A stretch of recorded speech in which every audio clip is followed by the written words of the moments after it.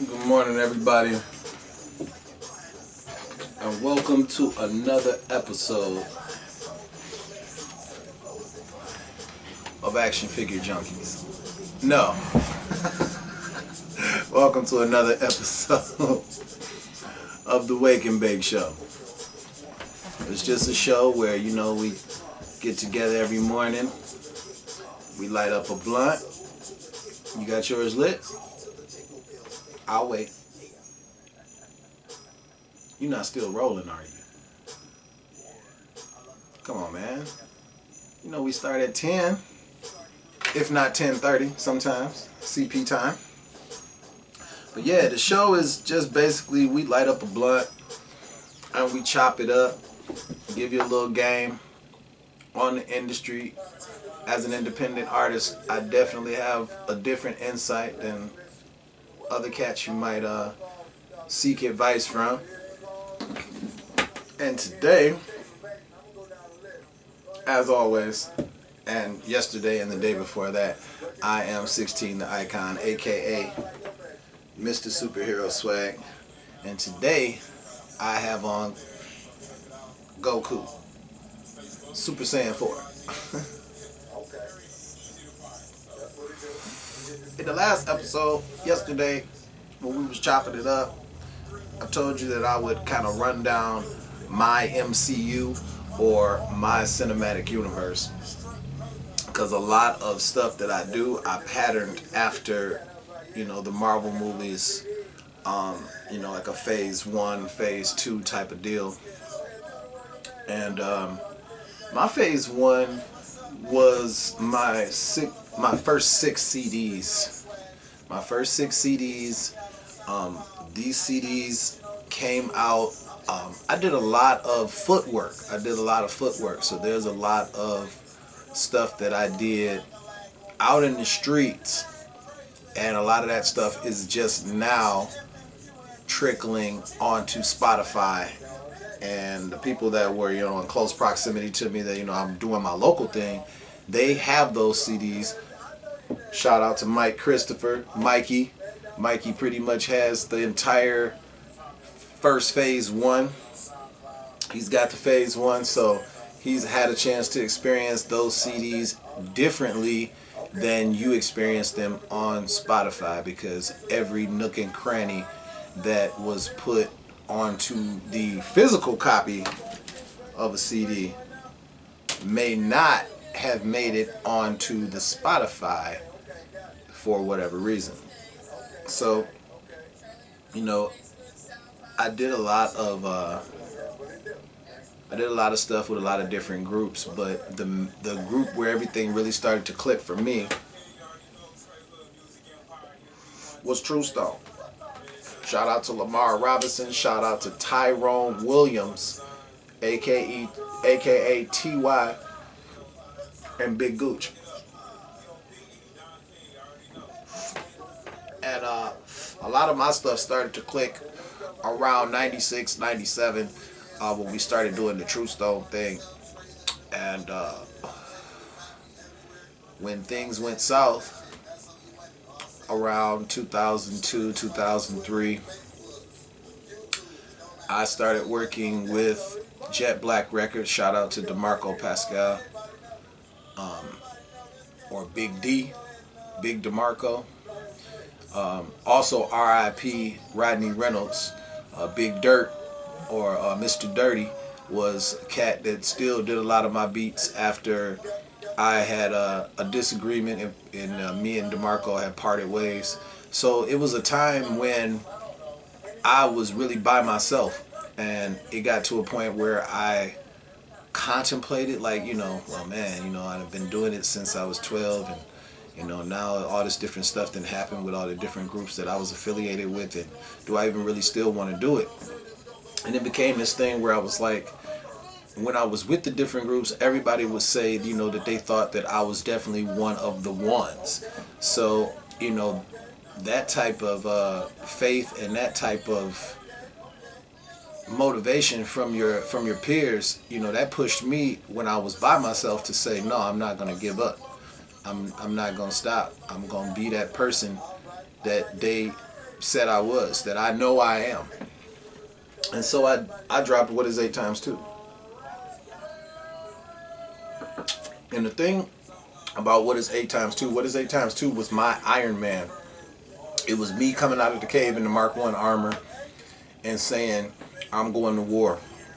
Regardless, even if I have to be a one-man army, I'll do it myself. And everything was done myself. We took the picture for What is 8 times 2 in my apartment. We made the CD cover on the computer and I did my own artwork. I actually even like printed the CDs and put the cover on the CDs. You know how it had the weird sticky covers to the CDs that made the CD not play in certain people's stuff,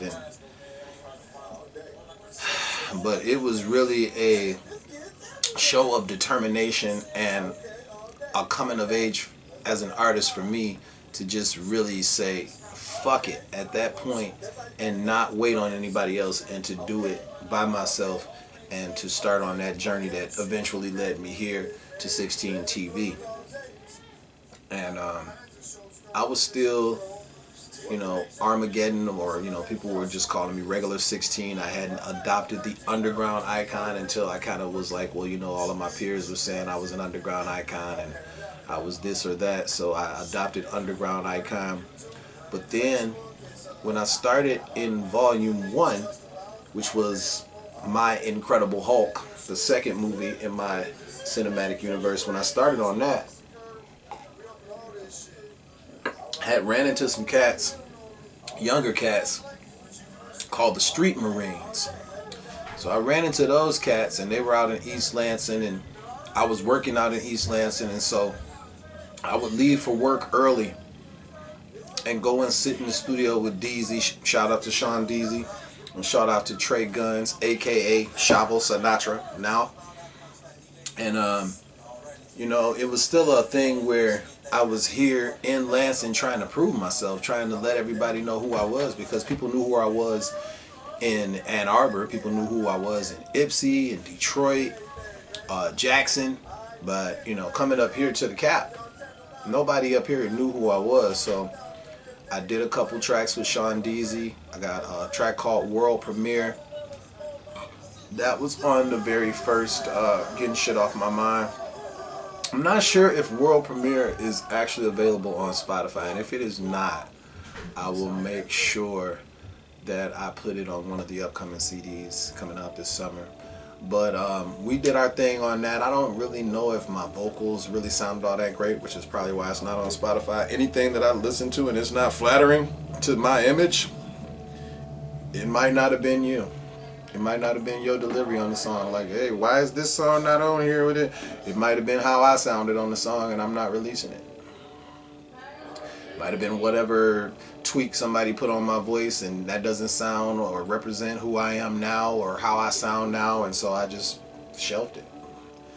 But Volume 1 had a World Premiere on there, and it also had Right Now, where me and I can't remember, I know his rap name at the time was Killer, but, you know, shout out to Pierre, shout out to Trey Guns, was on the track Right Now. We did that track, which was another No Beat Is Safe type of track, where, you know, I couldn't really release it because we were off of that I Wanna Rock Right Now, you know, remix that Jay-Z had did, which I forget who he did that with. But I made those connections, and at the same time, I was talking online with this one cat, and he was telling me he wanted to do a track with me, and he had been, you know, seeing my grind online, and he was networking with me, and he wanted to do a track. And he told me that the name of the track was Say the Word. And I was like, okay, well, what are we talking about? And he said, well, we just ripping on the track. I just want to, you know, rip on the track. And the cat that had, you know, that I talked to online was Pope Don King. So, yeah, that's how the whole Straight Hood thing started. You know, I got in with Pope Don King, and then I got introduced to Nutso E Money and Bodie Black, and got introduced to the whole team. And then that whole thing, you know, branched and blossomed into what it has become now. Shout out to Lavish. Shout out to Jay Flame. Shout out to Gutter. Shout out to Nutso E Money, Straight Hood, MP1. And also, this is real. This is like real off subject, but it just shot in my head. Whoever that was that took over Ichiban Sai's Instagram and was doing that fake ass Cash App scam shit, you are a clown. You are a straight clown. Like, take your red nose and floppy shoes off and go sit in the fucking corner. That's some shit for don't do that. Real shit. I might talk about that on Don't Do That tonight, but that's the man. So anyway, if you're looking up Ichiban Sai on Instagram now, he is under the real Ichiban Sai. That is the real masked man. Whoever this clown is on Ichiban's profile that's trying to do the Cash App scam and, you know, flaunting that he has a Benz and all this old extra shit. I knew it wasn't him because I get to asking people questions like, you know, if you my nigga for real, I know damn well if you just had, you know, came into $12,000, $15,000, you're not gonna hit me up on Instagram. You're gonna hit my phone. Cause you're gonna say 16, that's important enough to call you, nigga. Shut the fuck up on that don't call me, text me shit. I just won 15 grand. So I knew that it was not him. But yeah, so I wanted to kind of talk about the phase one, and you know, we did what is 8 times 2, and we did volume 1 where I met up with the Street Marines and did my thing with Straight Hood, and volume 2 was just solidification of that. When we did volume 2, you know, the first CD was called What is 8 times 2, because it's like, you know, who am I? Who is this dude calling himself 16? There was only one other rapper that used a number to identify himself. You might remember MC. Look him up here on YouTube. It was a cat named Nine. N-I-N-E. You know, he had a pretty catchy song at the time, but yeah, so I kind of wanted to, what is 8 times 2 is, you know, it's the question and the answer right there. And then getting shit off my mind, volume 1, the reason I called the whole series Getting Shit Off My Mind, or I started with that, was I had a lot of shit to get off my mind. You know, I had just kind of broken it off with everything that had, it was weird shit that had happened with True Stone. The real understand. There was a lot of weird shit that ended up happening. A lot of bad blood. You know how things happen when groups break up and different things are said and done, and it gets really fucking messy. And so then, the best of them. And then, you know, you got the thing, you know, what happens, you know, what that happened with Jet Black. I was by myself, and you know, so I had a lot of shit to get off my mind. So getting shit off my mind. It was, you know, volume 1. And then volume 2, I said, you know what, I want to play with, just like when I did Icon on Crack, I knew that everybody was like, what is he on crack? You know, that's something to pull you in. So when I did volume 2, you know, volume 1 was the shit. And then, you know, you get volume 2 and it's still shitting. And then you get volume 3 and it's shitting again. And then you get volume 4, but volume 4 was actually in phase 2, but I'm on a rant with the volumes, and then volume 4 was this shit right here. But yeah, so volume 3 is in, yeah, volume 3 of Getting Shit Off My Mind is in phase 1. And then what's in phase 1 is the first Icon on Crack. Now, out of all those mixtapes, you know, Getting Shit Off My Mind was me being able to just do whatever I wanted to, unabated. I could do whatever I want. It was mixtape shit on there. You know, me and Struck Ease did 2 Words, you know, where, you know, the Kanye track that, you know, everybody knows about the 2 words track. So, you know, you do the 2 words, you know. He did that. It was a Drake track that any track that might have been hot at the time that I did any of those CDs, you know, like Click, Click, Click. Ain't nobody messing with my Click, Click. That was on volume 3. Man, on volume 4, oh man. You know what? And when you watch the tape back, 16, make sure to remember that the next episode, you definitely want to let them hear Jerk off of volume 4. Because I did the New Boys, You're a Jerk, You're a Jerk, and snapped on it. And snapped on it. My youngest loves that fucking song.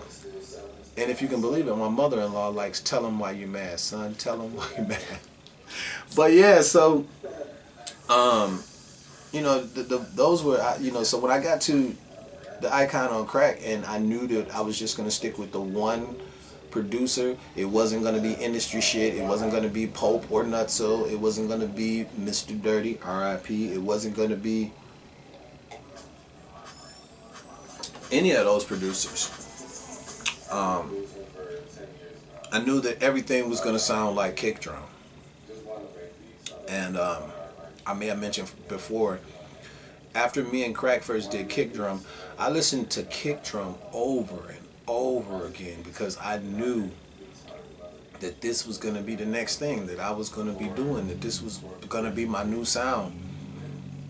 And so the Icon on Crack was just me for real showing out. For real showing out. You get pieces of that when you hear it on Spotify now, because you get the Ronald Reagan intro, you get, you know, Freddy Krueger's in there, Let's Get High.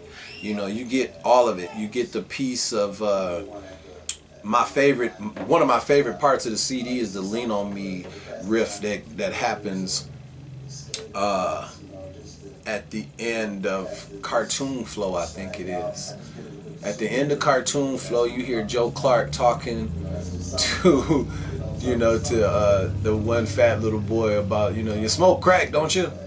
And, you know, like I said, stuff like that, man, I got from Dr. Dre and other icons that did it, you know. So that was my phase 1.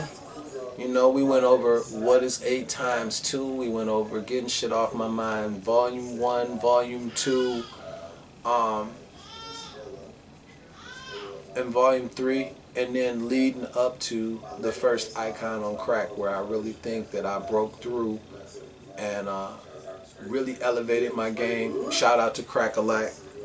Shout out to the Crack House Studios.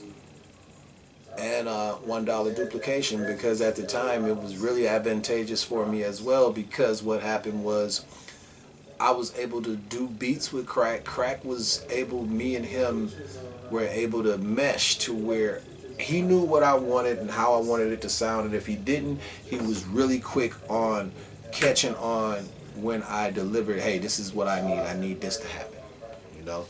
And then he had $1 a CD duplication, so that it was like a one-stop shop. I'm doing beats with him, I'm getting the CDs from him, and he even actually did the artwork to the Icon on Crack 2. But we will talk more about that in the next episode, because volumes 4 and Icon on Crack 2 and all of that is part of phase 2 in my cinematic universe. So today we covered that. We're almost at the end of the blunt. And so, as I always do, I will tell you to make sure that you like, comment, and subscribe, and hit that little bell down below so that you get alerts each and every time we drop new content. I am your host, 16 the Icon, aka Mr. Superhero Swag. This has been another episode of the Wake and Bake Show. Thank you for watching, and I'll see y'all in the morning.